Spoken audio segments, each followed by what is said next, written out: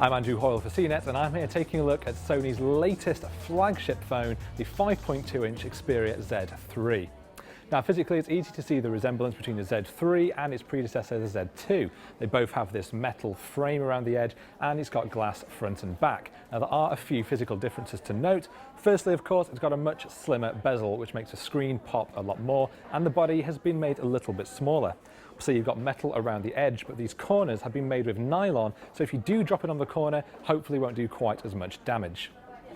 So the phone is completely waterproof, which does mean that some of its ports, like the power slot and the micro SD card slot, have been covered by flaps.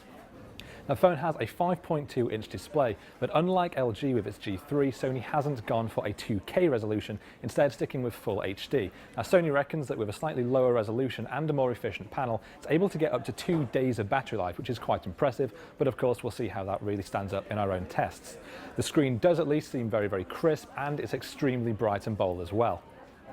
On the back of the phone, you'll find a 20.7 megapixel camera. Now, Sony reckons this is incredibly good in low light with high ISO levels, and also has optical image stabilization to keep your shots nice and crisp even when you're moving.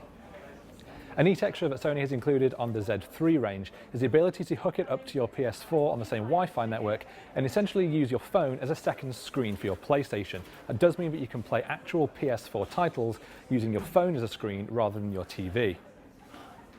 The Xperia Z3 isn't a big revolution over the Xperia Z2, which is probably not surprising given the Z2 was only announced 6 months ago, but its slight changes to the design, and if Sony has been able to dramatically increase the battery life, means that the Z3 should still be a great flagship phone.